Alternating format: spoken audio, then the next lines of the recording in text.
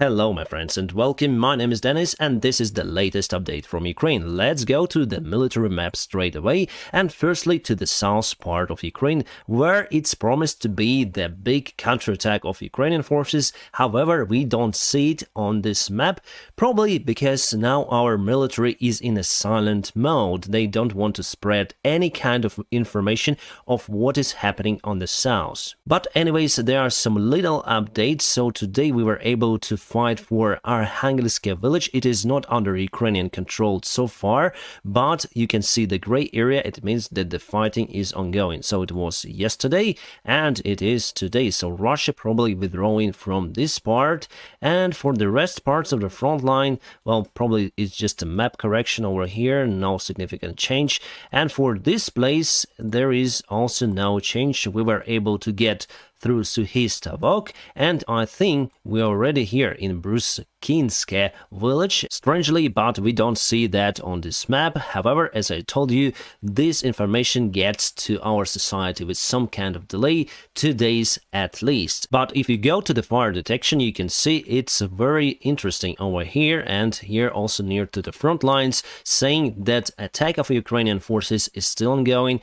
How strong is it? So far, my friends, we don't know. And from one side, it's good from our command that it turned to the silent mode, classifying all of the information about the south counterattack.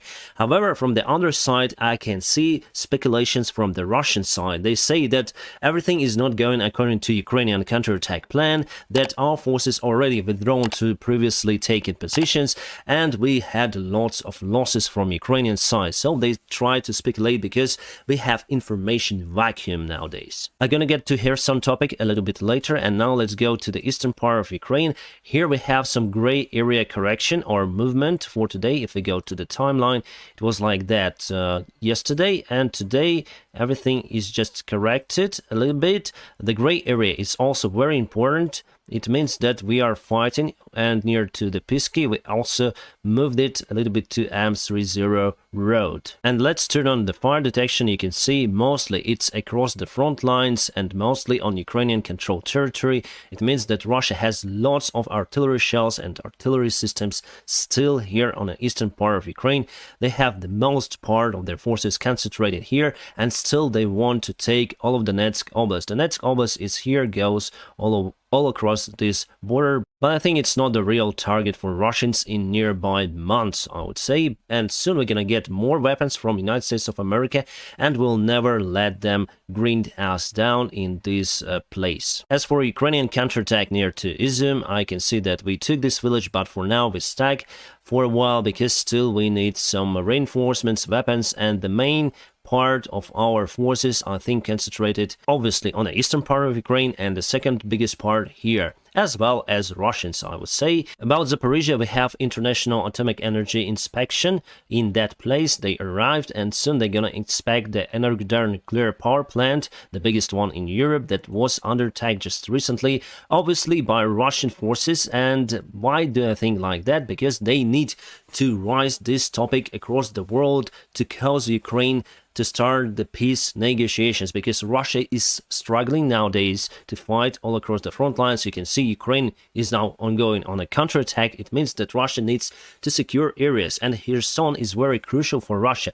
It's the only big city they took. You may say they also took Mariupol, but Mariupol was totally destroyed. So Kherson was taken at the first days of war, and it didn't sustain dramatic damages. So it's very important for them to secure this region, providing referendum for them. So they want this nuclear issue to cover all of this war. They want it to be the topic number one, and they want Western countries to push Ukraine for peaceful talks, because obviously Western countries do afraid of the possible attack on Energodar nuclear power plant and catastrophic outcomes because of that. And that is why Russia started to put borders for Atomic Inspection Group. Today they bombed this M18 road from Zaporizhia to Energodar. causing some problems for the vehicles there. And obviously inspection group would take the same road here, and also they continue to bomb the perimeter of the nuclear power plant, causing some of the damages to the infrastructure. And also they refuse to give the priority pass through the checkpoints for the inspection cars. They say,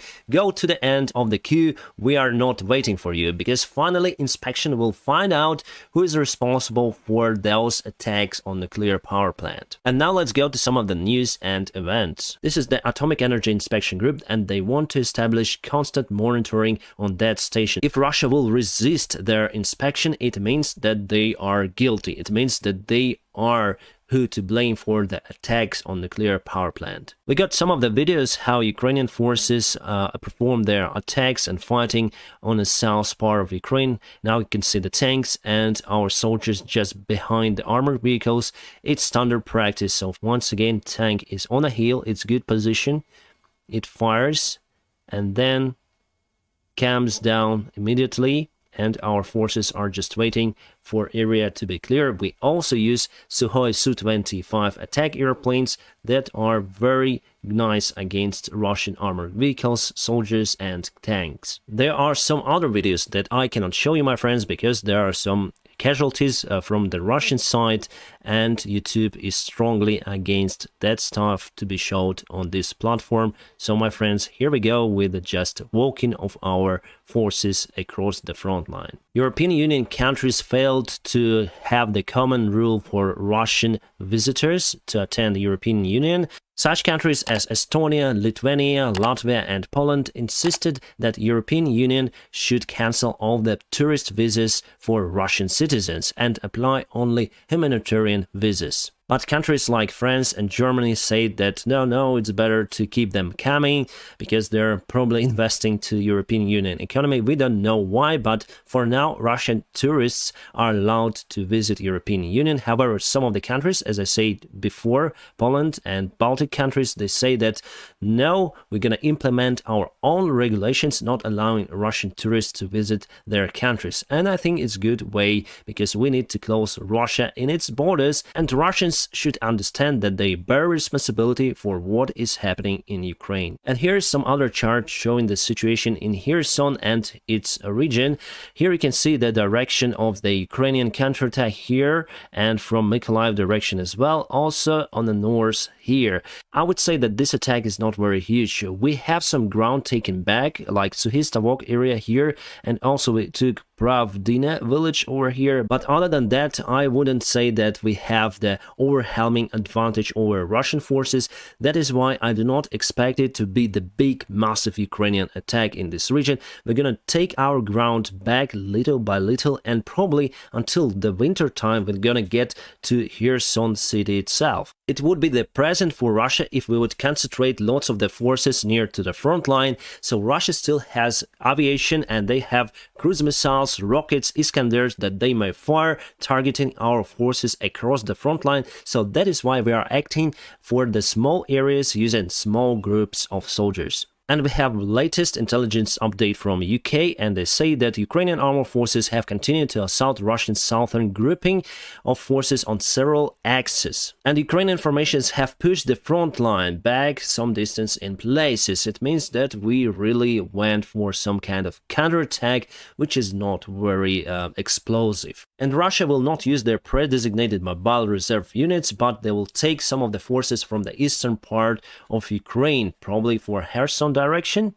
And Russia continues to expedite attempts to generate new reinforcements for their units in Ukraine, basically by putting hidden mobilization in Russia itself. And this is the heavy armored Toyota Land Cruiser that International Atomic Inspection will use on their way to Energodar nuclear power plant. You see, it is very interesting car that is provided probably by United Nations. President Macron asked Iranian president to become a moderator in Ukrainian and Russian talks. I would say that it would be very strange for Ukraine to see Iran in that position. First of all, Iran shut down our airplane, commercial airplane Boeing 737 that conducted the flight from Tehran to Kiev almost 3 years ago, right? And the second reason, Iran is helping Russia to get modern type of drones, so we don't see Iran as a mediator, moderator of the peaceful talks between Russia and Ukraine. And I don't think that there should be any kind of peace talks with Russia at this stage. My friends, I try not to be biased on this channel, and sometimes as Ukrainian,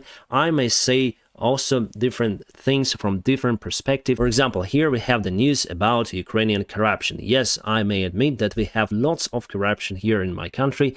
That is also a big problem during this wartime period, especially then it is connected to the army supply or refugee supply. So, for example, here Zaporizhian officials stole some of the supplies to the army and humanitarian help for millions of dollars. So from one perspective, people donate everything. I saw the news about one gentleman, he's kind of elderly, and he sold his own house and many of his belongings just to send the money for army support.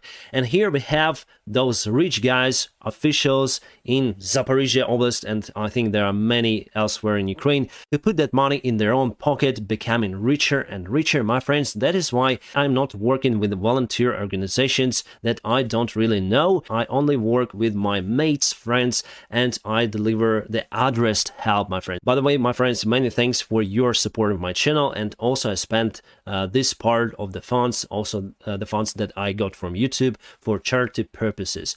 And here you can see some of the photos of the money.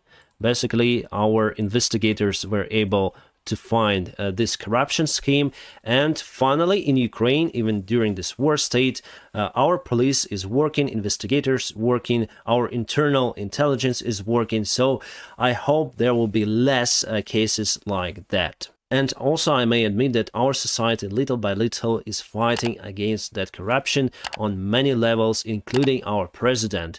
So I hope we're gonna get rid of that in future, in nearby future after the war for sure. Interesting news are coming from Syria. Israel attacked the Aleppo International Airport and also Damascus, the capital of Syria. One of the attack targets was the ammunition warehouse that was close to the airport. Right, my friends, I'm gonna keep you updated on the situation here in Ukraine. Now, if you want to support this channel, just press the like to this video. And if you want to support me financially, there are some of the links below where you can support me on PayPal, Patreon, or Donatello, whichever you like. And as usual, I wish you a peaceful sky wherever you are. Have a great time. The Cutesy on air and Night Witch together, and Lumberjack, and we'll see. Is it possible for them to make 3 crown in Clash Royale?